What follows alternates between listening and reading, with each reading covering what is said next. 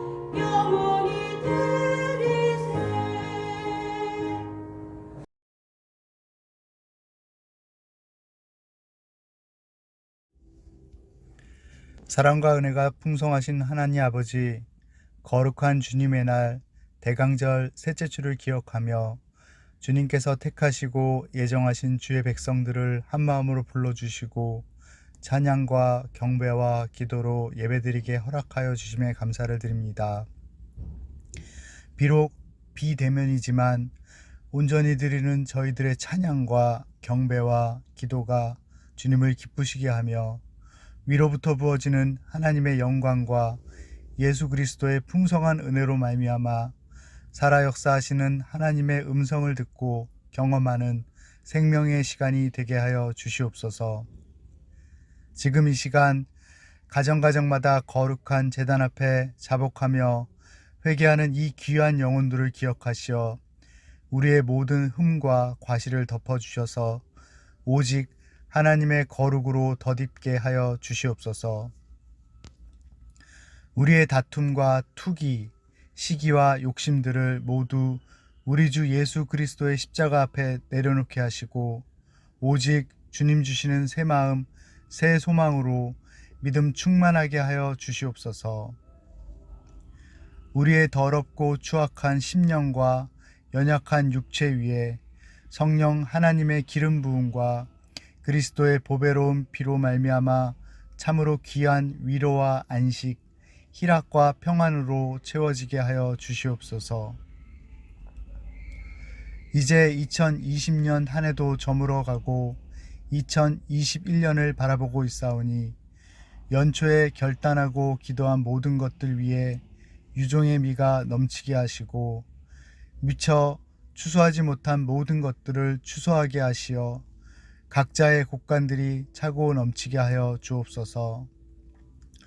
주님께서 이 땅에 오신 기쁜 성탄을 기다리는 이 시간에도 아직도 사각지대에서 가난과 질병으로 힘들어하는 영혼들을 기억하시어 그들에게 사랑의 손길을 더하게 하옵시고 주님의 인도하심을 통하여 그들을 주의 전으로 인도하게 하옵시며 그들 모두가 살아계신 하나님의 사랑과 은혜를 누리고 전하는 놀라운 역사가 넘치게 하여 주옵소서. 그 일을 위해 한마음으로 협력하는 가어봉과 성도들을 도우시옵소서.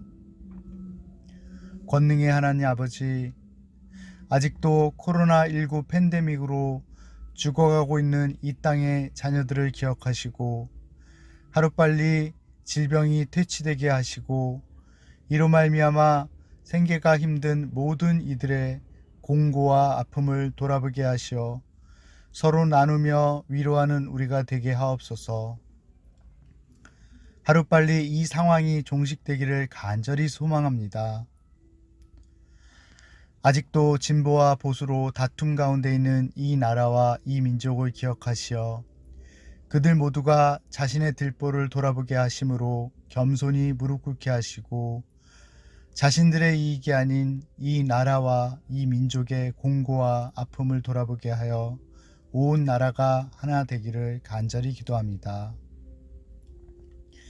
사랑의 하나님 아버지, 코로나가 창궐한 이 시간에 소망 속 어르신들의 건강을 강하게 붙들어 주시옵소서.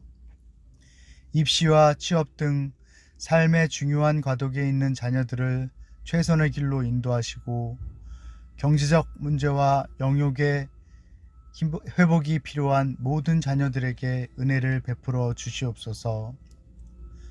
오늘도 강단에 세우신 하나님의 귀한 사자 이영길 목사님을 기억하시고 성령 하나님의 기름 부음이 충만하게 하옵시고 권능과 권세의 입술로 생명의 말씀을 선포할 때마다 기도하는 모든 성도들의 기도 제목들이 형통하게 하옵소서. 또한 주님의 핏값으로 세워진 가까운 교회를 위하여 헌신하고 섬기는 손길들을 기억하시어 섬기는 손길마다 주께서 예비하신 축복을 더하여 주시오며 믿는 자의 권세와 권능이 차고 넘치는 은혜가 충만케 하옵소서. 오늘도 하나님의 영광과 우리 주 예수 그리스도의 은혜로 충만하게 하심에 감사드리며 이 모든 기도 우리 주 예수 그리스도의 이름으로 기도드렸습니다. 아멘. 오늘은 육신으로 오신 그리스도, 또 말씀과 성령으로 임재하신 그리스도, 영광 중에 다시 오실 그리스도를 대망하는 세 번째 주일입니다. 다시금 이 비대면 예배가 시작됐는데 이번이 마지막 비대면 예배가 되도록 기도해 주시기 바랍니다. 수요 예배 16일에 있은 이 수요 예배는 정상적으로 교회에서 드립니다. 20명까지 영상으로 촬영을 할 수 있고 허용이 돼서 수요 예배는 우리가 10명 내외로 모이기 때문에 정상적으로 영상을 찍으면서 예배를 드리고요. 기도는 박문호 집사님께서 인도해 주시겠습니다. 다음 주 주일 예배는 다시 이 비대면으로 가고 기도는 강상구 집사님이시며 녹음을 해서 담당자에게 보내주시기 바랍니다. 2020년도 당회 및 구역회가 27일 날 주일에 있습니다. 각 부장님들은 서면으로 보고서를 당회석이 송지영 권사님께 보내주시기 바랍니다. 당회 전 선교회 회장님과 임원들을 선출해 주시기를 바라고요. 각 부장 및 그 부서원들은 2020년도에 행사라든가 또 부서에서 한 일이 그렇게 많지 않습니다. 사회봉사부만 참 많이 애를 쓰고 수고를 해주셨는데 2021년도에는 2020년도 동일하게 이렇게 모든 것들을 부장님도 또 부서원들도 다 유임하도록 하겠습니다. 당회 및 구역회를 위한 소모임이 19일 날 토요일 날 오후 3시에 있겠습니다. 대상자들은 7부서장 및 남녀 선교회 회장님들은 꼭 참석해 주시기 바랍니다. 이 시간에는 하나님 앞에 우리가 찬송가 50장을 부르시면서 준비하신 예물을 드리도록 하겠습니다.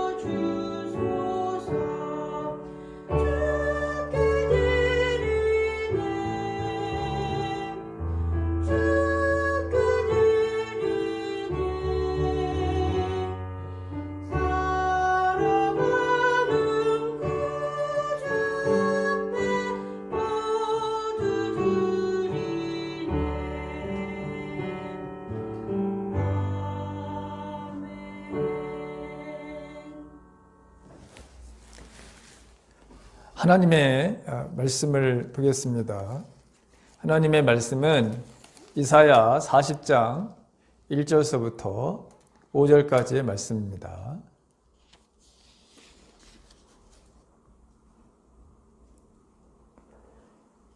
우리 다 같이 한 목소리로 이사야 40장 1절서부터 5절까지 봉독하도록 하겠습니다.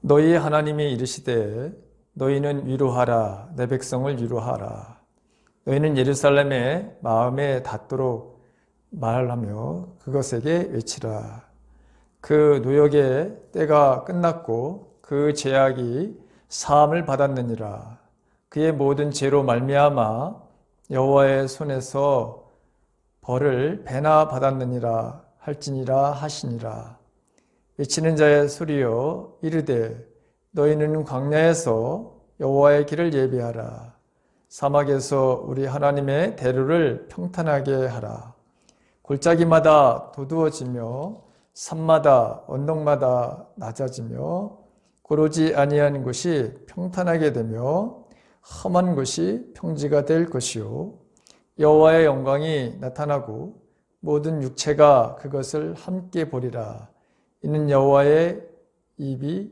말씀하셨느니라. 아멘.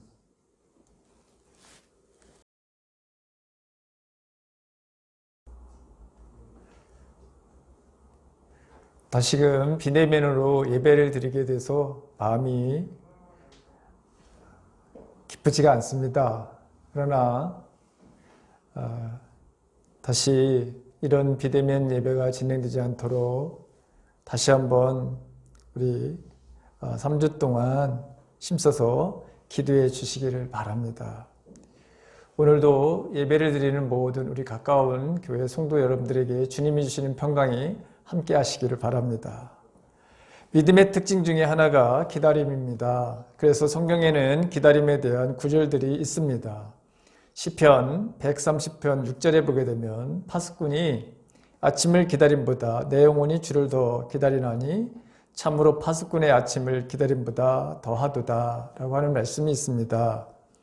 남들이 자는 시간에 자지 못하고 깨어서 망을 보아야 하는 파수꾼이어서 어서 아침이 왔으면 이러한 기다림, 그 파수꾼의 기다림 이상으로 하나님을 간절히 기다린다라고 하는 표현입니다. 또 예수님이 승천을 하시면서 제자들에게 말씀을 하신 적이 있습니다. 예루살렘을 떠나지 말고 내게 들은 바 아버지의 약속하신 것을 기다리라. 너희는 몇 날이 못되어 성령으로 세례를 받으리라. 사도행전 1장 4절서부터 5절에 나오는 말씀입니다.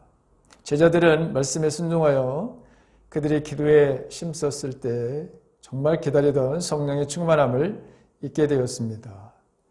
여기뿐만이 아니라 예수님은 임박한 앞으로 다시 오실 그 날과 그 시 아무도 알 수 없기 때문에 늘 우리가 깨어서 기다려야 된다라고 하는 말씀을 하신 적이 있습니다.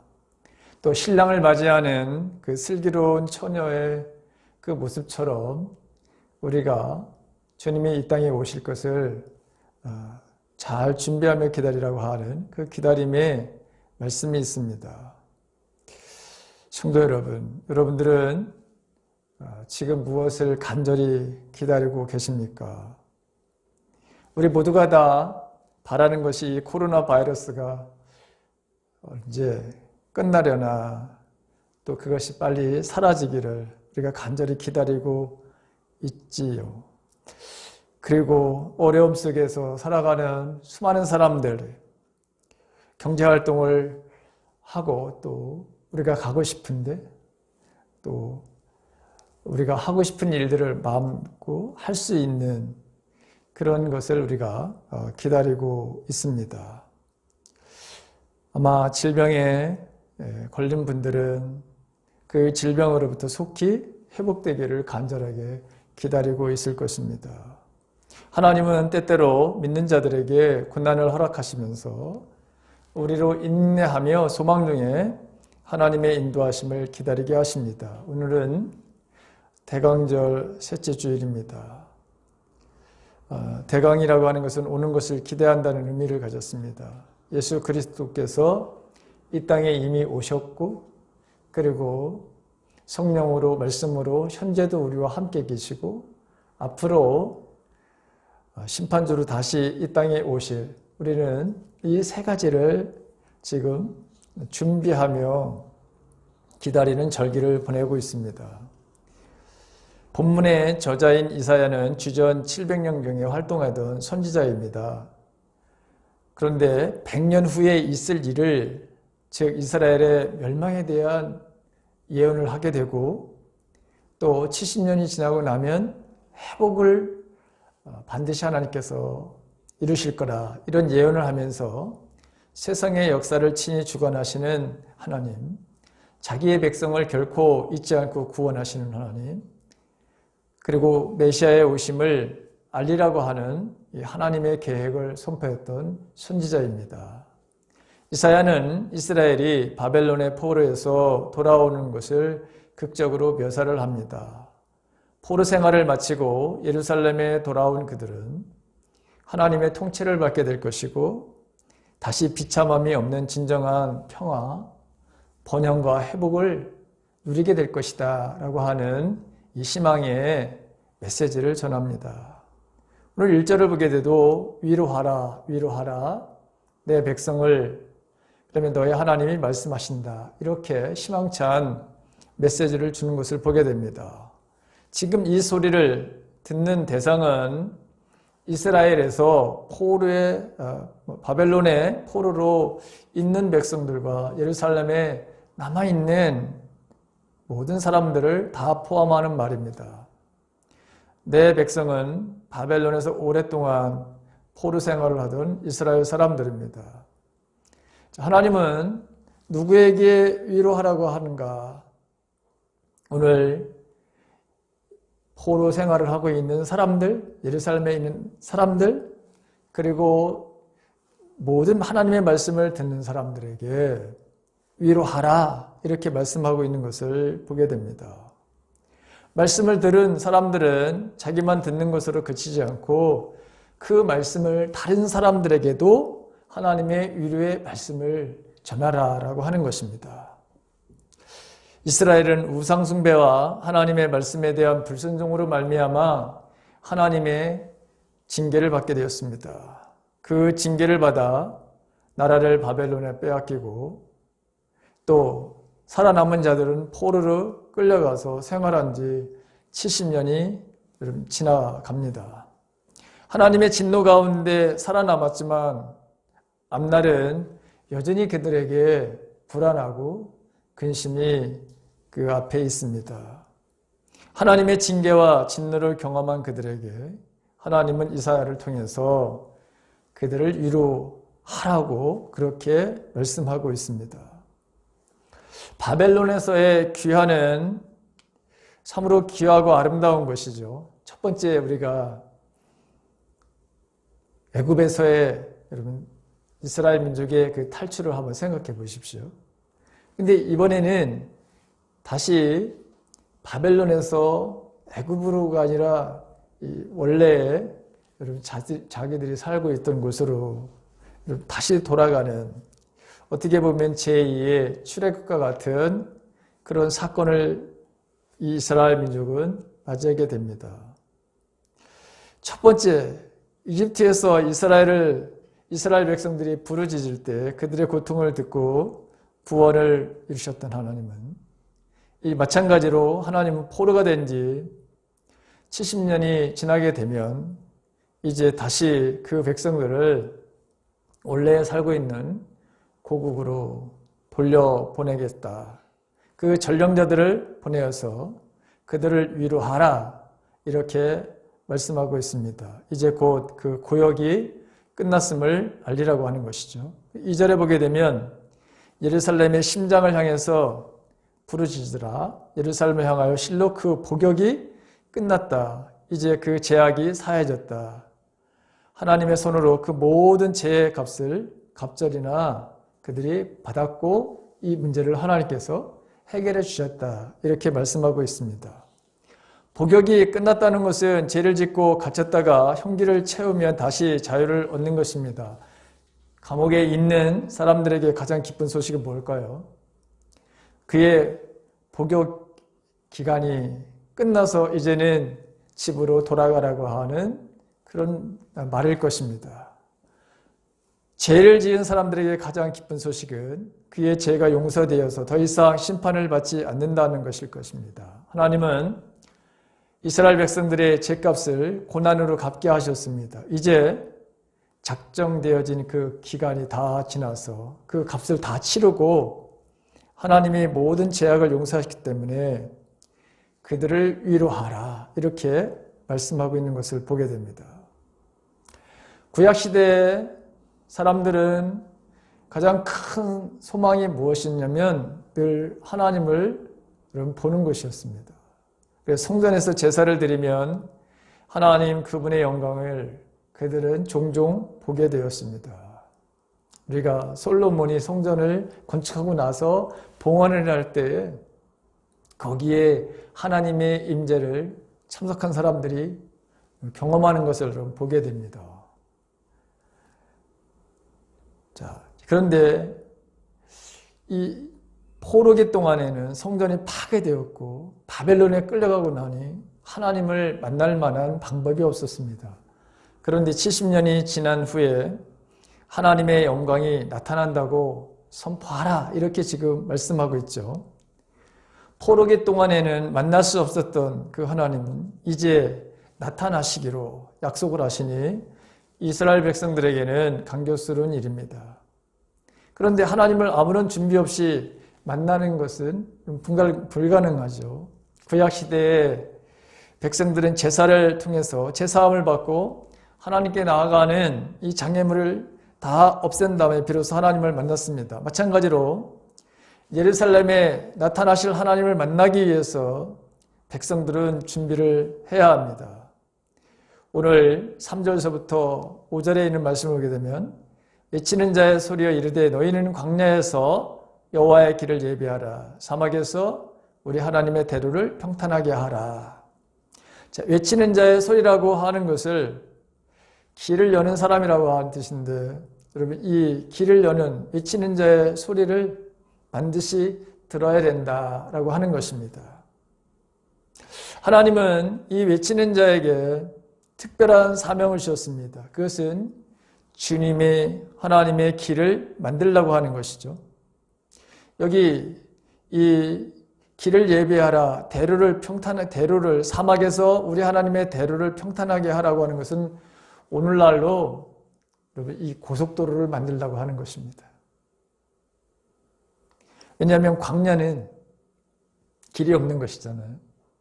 근데 그 길을 지금 고속도로와 같이 길을 준비하라 라고 하는 것인데, 자, 그럼 고속도로와 같이 길을 준비하는 하나님을 만나는 그 고속도로와 같은 그런 길을 만든다고 하는 것이 도대체 구체적으로 어떤 것일까?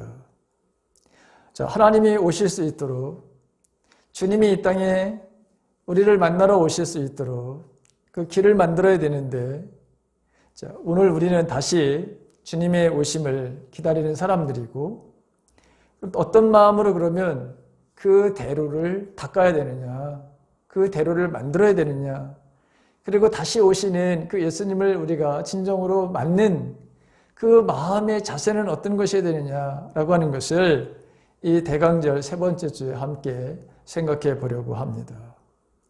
오늘 본문 4절에 보게 되면 골짜기마다 도두어지며 라고 말씀하고 있습니다. 골짜기를 메우는 삶을 살라고 하는 것입니다.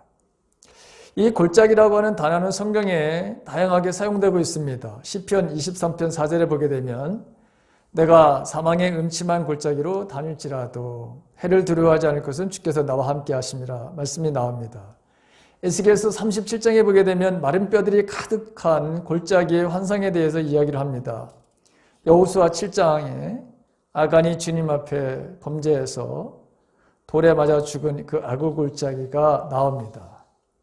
시편 84편 6절에 보게 되면 그들이 눈물 골짜기를 지날 때라고 하는 그런 구절이 나옵니다. 여기 골짜기라고 하는 것은 소망이 없고 생명이 없고 절망과 괴로움을 뜻하는 것입니다. 그러므로 골짜기를 도두라고 하는 말은 우리 마음이 한없이 바닥으로 가라앉고 절망으로 가득 찬 마음을 극복하라고 하는 것이죠. 그 골짜기의 마음, 그렇게 깊게 지금 파여있는 그것을 다 메꾸라고 하는 것입니다. 그렇다면 우리의 마음의 골짜기를 여러분 왜 이게 이렇게 골이 깊게 파이게 될까요? 왜 여러분 이렇게 골짜기가 점점 더 깊어지는 그런 삶이 있을까요? 때로 우리는 소망이 없는 것처럼 느껴질 때가 있습니다. 우리가 주님과의 만남의 시간을 가지고 살아왔는데 내 자신이 혹은 아니면 남편이나 아내, 자녀가 아무것도 달라진 것이 없다고 그렇게 생각이 들 때도 있습니다. 내가 참으로 많은 기도를 하나님께 호소했는데 그런데 자녀를 보아도 가정을 보아도 또 사업을 보아도 어느 것 하나 소망이 없는 것 같은 그 느낌이 들 때가 있습니다. 내 자신에 대한 절망감이 들 때도 있습니다. 여러분 오늘날 이 코로나 바이러스로 인해서 얼마나 뭔가 이 마음이 정신이 상한 사람들이 너무나도 많다고 하는 것을 우리가 보게 됩니다. 또 우리는 세상을 살면서 자꾸 다른 사람들과 비교를 하게 돼서 상대적인 박탈감으로 인해서 그래서 내 자신을 불행하게 만드는 일도 합니다. 왜 나는 하나님이 이렇게 만들었나? 왜 나에게만 이런 어려움이 오는가? 왜 하필이면 나인가? 라고 하는 그런 원망을 갖기도 되고 불평을 하기도 합니다.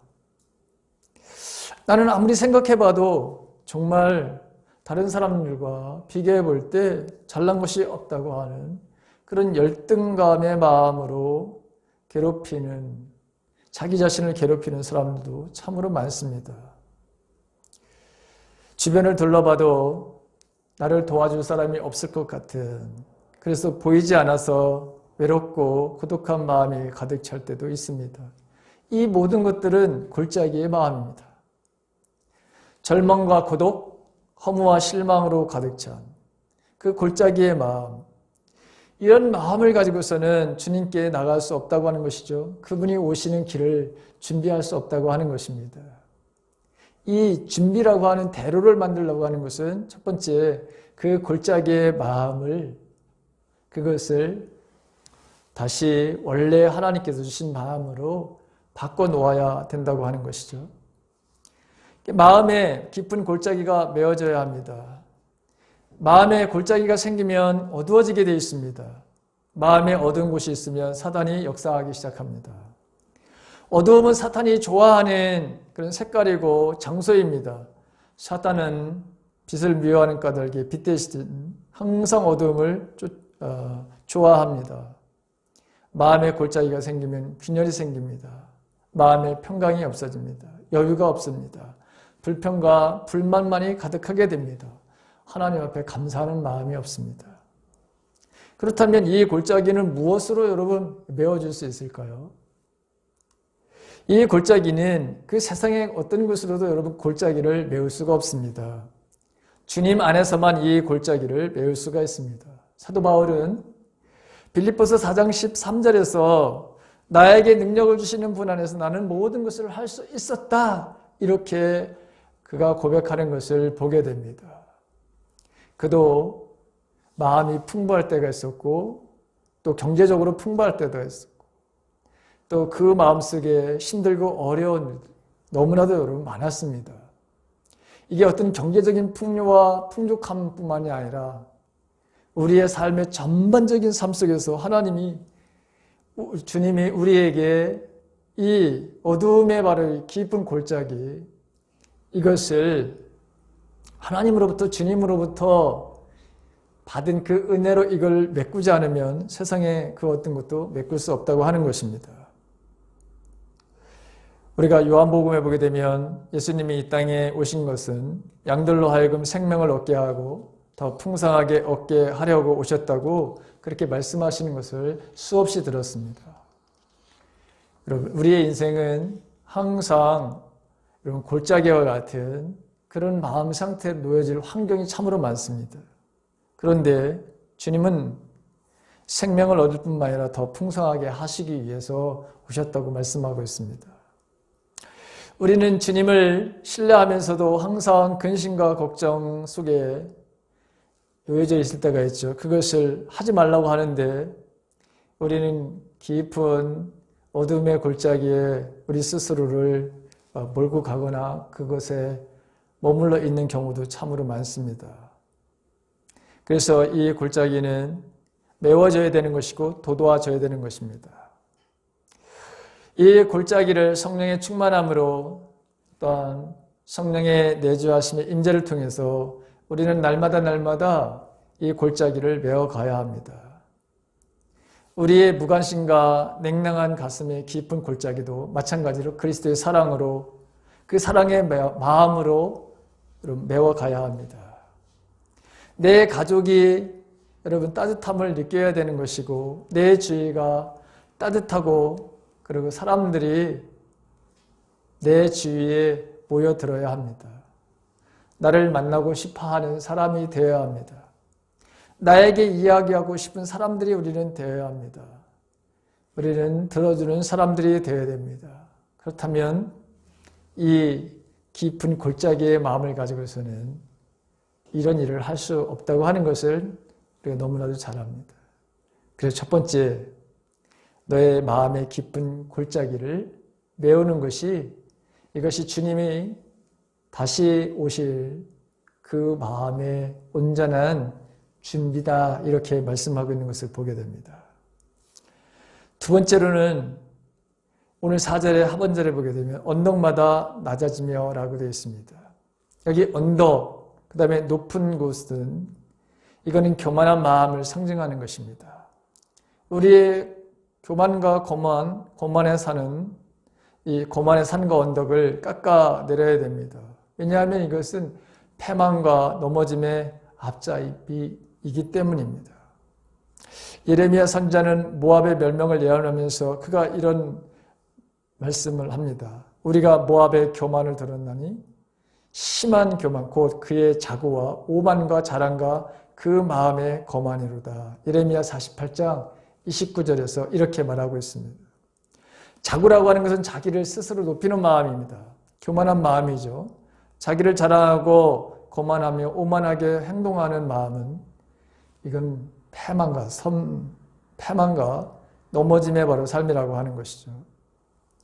우리는 일상생활에서 자기를 드러내서 자랑하고 우월주의에 빠져서 남을 업신여기지 않도록 항상 주의하며 살아야 합니다. 우리 집 높아진 마음, 이 마음을 낮추고 겸손해져야 합니다. 주님의 마음을 본받는 것입니다. 주님은 나는 온유하고 겸손하다 이렇게 말씀을 하셨습니다. 그 멍에를 바로 우리는 함께 지고 가야 합니다. 주님의 온유와 겸손의 멍에. 여러분, 우리나라의 유명한 그 정승이었던 맹사성은 이분이 고향이 온양이었다고 그래요. 그래서 성묘도 할 겸 한 해에 몇 번씩 이 온양을 이렇게 왕래를 했다고 합니다. 그러나 그는 중도에 관가에서 묵어가는 일은 단 한 번도 없었답니다. 반드시 주막에 들려서 조용히 쉬어가곤 했다고 하는 것입니다.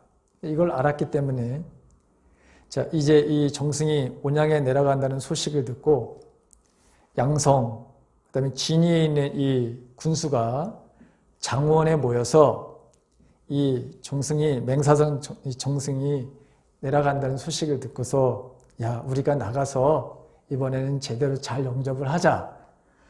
자, 그래서 자, 그 자빈들의 왕래를 탁 금하고 그리고 큰 길 거기에는 아무도 다니지 않게 하고 그리고 이제나 저제나 이제 이 정승이 나타나기를 여러분 바랬던 거예요. 한나절이 됐는데 여러분 나타나질 않습니다. 마음 졸이면서 기다리고 있는데 그런데 웬 삿갓을 쓴 늙은이가 소를 타고서 뒤에 어린아이를 바로 데리고서 내려가는 그 모습을 보게 되었습니다. 저게 웬 놈이냐, 어서 가서 쫓아버려라 하면서 이 사령에게 이 두 그 군수가, 오늘날로 말하는 그런 계급을 가지고 그런 권위를 가지고 있는 사람들이 가서 그 늙은이 앞을 바로 가로막고 여러분 꾸짖게 했고, 그를 바로 여러분 거기서 내려오게, 그 길을 가지 못하게끔 그렇게 했다는 것이죠. 그때 여러분 정승은 소 등에 앉은 채 부드러운 말로 이렇게 말했다는 것입니다. 그렇게 성내지 말게. 내가 바로 맹세성이네. 그는 항상 자신을 낮추면서 살았다고 하는 것입니다. 우리도 자신을 여러분 낮추면서 살아야 됩니다. 이스라엘 백성들이 다시 하나님의 그 회복, 그리고 위로, 그리고 번영, 이것을 그들이 경험해야 하는 그런 중요한 시기에 가져야 될 마음은 겸손이라고 하는 것입니다. 낮추는 바로 삶을 살아갈 때에 진정한 하나님의 회복과 하나님의 구원의 역사를 보게 된다고 하는 것입니다. 세 번째는 평탄케 하는 삶을 살아야 된다고 하는 것입니다. 4절에도 마찬가지로 고르지 아니한 곳이 평탄하게 되며 험한 곳이 평지가 될 것이다 그렇습니다. 사람이 다닐 수 없는 험한 곳이라도 평지가 되어야 된다는 것이죠. 여기 이 험한 곳은 거친 상태에 있는 마음을 뜻합니다. 거친 마음이라는 게 어떤 마음이냐? 분노하는 마음입니다. 화를 내는 마음입니다.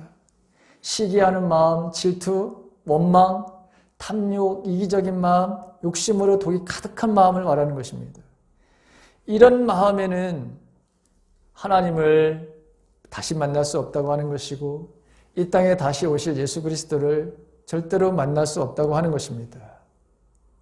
여기에 평탄케 된다고 하는 것은 물리적인 측면에서 길을 곧게 만드는 것이 아니라 잘못된 길에서 돌이켜 하나님의 뜻에 맞도록 해야 된다고 하는 뜻입니다. 우리는 우리 자신들의 이런 개인적인 원망과 탐욕, 이기적인 마음, 욕심으로 가득 찬, 그래서 이 사회를 험한 곳으로 만드는 일들을 얼마나 우리 스스로가 하고 있는지 모릅니다. 평탄해야 될, 그래서 모든 사람들이 자유롭게 다 다녀야 될 그 거리들을 그렇게 하지 못하는 일들로 우리 스스로도 만들어 가고 있습니다. 또 우리가 살고 있는 이 사회는 경제적으로 높은 산은 더욱 높고 상대적으로는 낮은 산은 더욱더 낮아지게 하는, 이래서 굴곡이 심한 사회를 만들어 버리고 말았습니다. 삶의 신겨운 골짜기에 빠져 있는 사람들이 너무나도 많은 것을 보게 됩니다. 많은 이웃들이 삶의 고통으로 아파하고 있습니다. 깊은 낭떠러지기에 빠져 있는 그런 신음을 하고 있는 사람들이 많습니다. 그래서 이 고통의 계곡을 메꿔주는 삶이 우리에게 필요합니다. 경제적인 산과 언덕이 너무 높아 빈곤층으로 전락하는 사람들이 너무 많아지고 있는 시대, 또 취업의 거친 길을 뚫어야 하는 젊은이들이 한숨을 점점 더 커져가는 시대, 계곡은 메우고 산과 언덕은 깎아내리고 거친 길은 평탄하게 하고 험한 곳은 평지로 만들려고 하는 것, 그것이 주님이 오시는 길을 예비하는, 준비하는 삶이라고 하는 것을 이사야 선지자를 통해서 하나님께서 말씀하고 있습니다. 사랑하는 성도 여러분, 저와 여러분들은 지금 어떤 삶을 살고 있습니까? 우리의 삶이 이렇게 지금 다른 사람들에게 유익이 되는 삶을 살고 있습니까?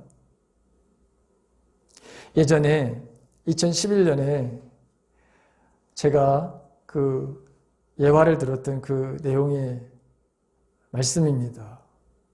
나이가 55살이었던 사람이 있었습니다. 이 사람은 가정이 없었습니다. 결혼도 하지 않았습니다. 독신입니다. 결혼도 안 했으니까 자녀도 없고 그다음에 부모님도 다 돌아가시고 친척도 없습니다. 고아로 공부도 하지 못했습니다. 중국집에 취직해서 오토바이를 타고 짜장면 배달을 하는 배달원이었습니다. 한 달에 70만 원 받는 것이 전부였습니다.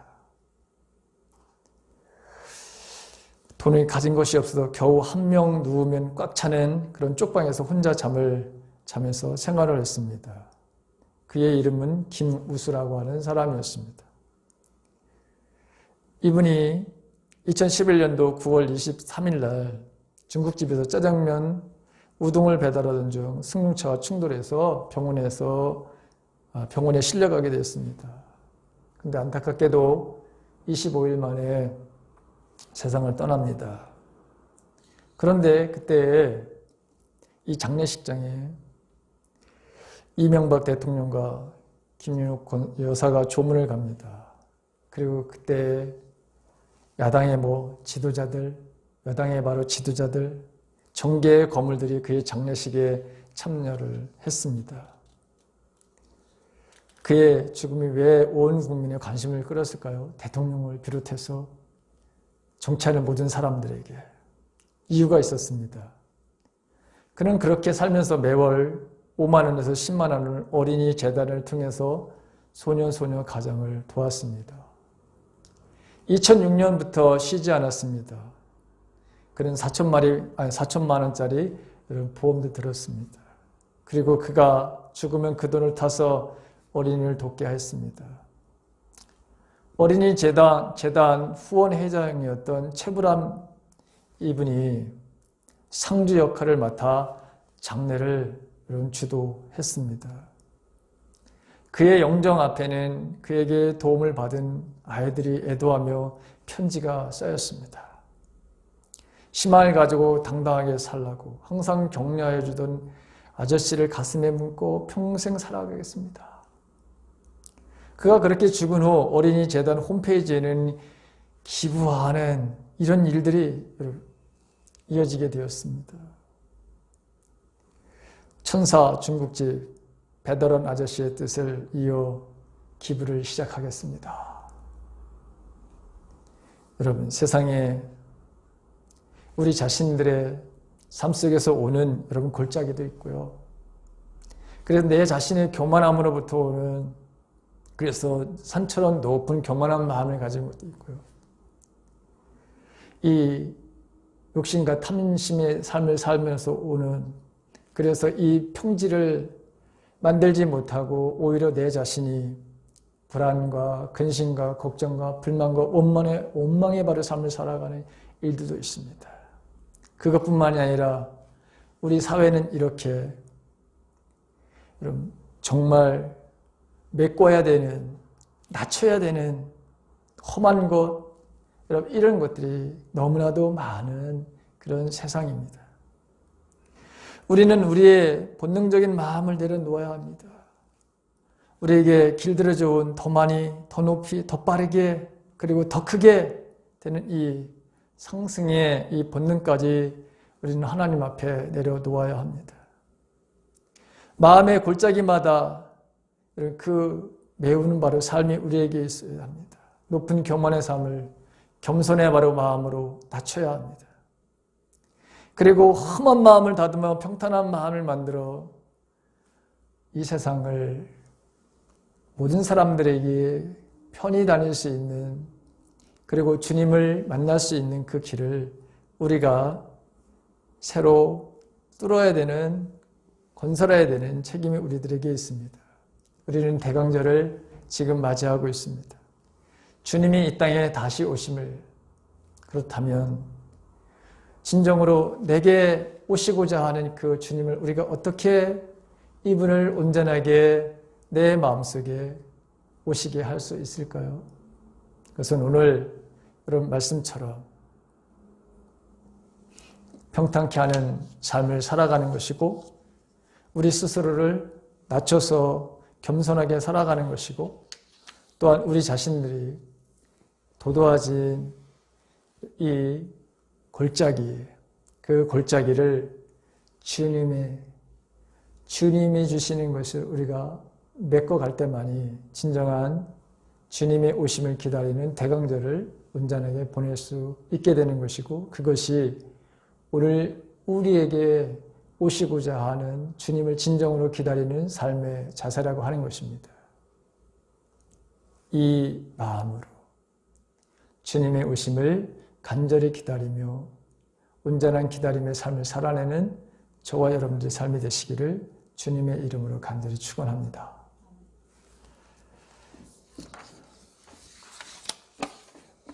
우리 파송의 찬송 96장을 부르겠습니다. 저쪽에다가 끝나고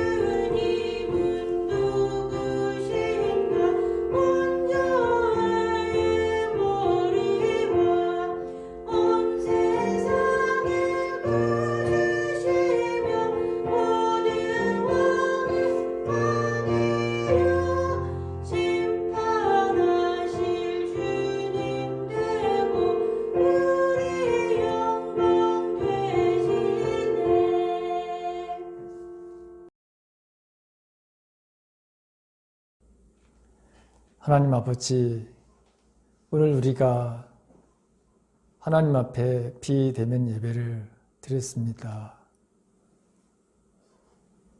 우리가 원치 않고 바라지 않고 주님도 원하시지 않는 것이지만, 주님, 인간의 삶 속에 얼마나 잘못되었다는 것을 다시 한번 또 우리가 뉘우치며 하나님의 말씀 안으로 온 인류가 다시 집중하게 하시고 말씀대로 살아내는 지혜를 주시었기를 이 시간 간절히 기도합니다.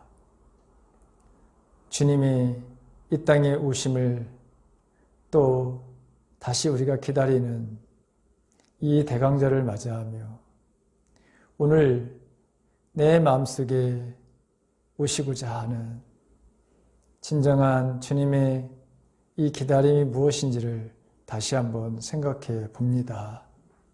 주님, 내 마음속에 깊게 파여져 있는 이 골짜기, 그것을 돋우고 또 높은 산처럼 높아진 내 마음의 교만함을 낮추는 삶을 살게 하시고, 험한 것들을 하나님 평지로 만드는 삶, 나의 굴곡진 마음, 이 모든 것들을 평지로 만드는 것만이 이 땅에 다시 오시는 예수님을 온전히 준비하며 기다리고 그분을 진정으로 영접하는 삶이라고 하는 것을 다시 한번 깨닫게 하시니 감사합니다.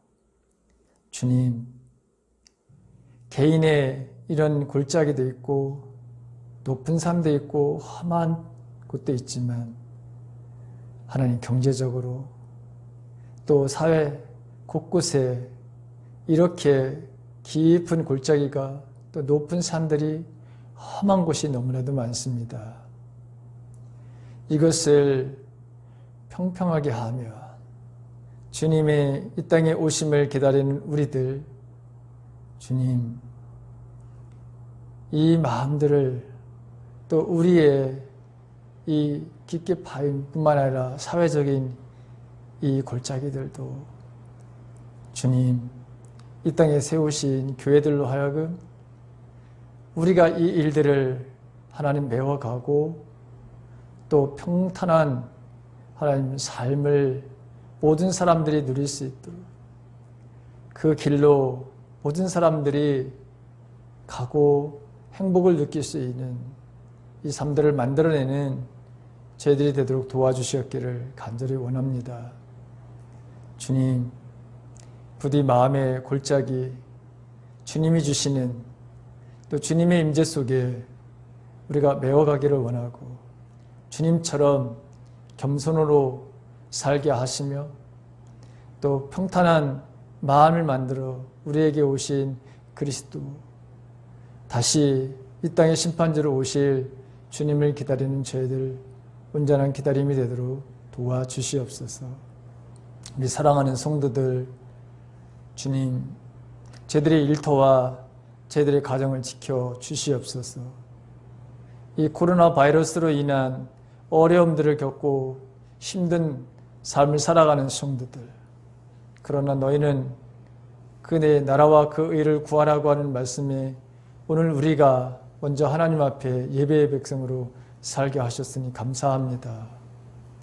무엇보다도 항상 우리가 하나님의 말씀을 온전하게 지키며 살게 하셔서 어떤 어려움 속에서도 주님이 인도하시며 평강을 주시며 하나님의 은혜를 더욱더 어려운 가운데서도 우리가 느끼고 보게 하여 주시었기를 간절히 기도합니다. 이 땅에 다시금 주님, 이번 이 비대면 예배가 드려지는 마지막 되도록 도와주시옵소서. 이 어려운 시절을 함께 아픔으로 견디는 우리 교회학교 어린 아이들, 주님께서 저들을 지키시고 보호하여 주시옵소서.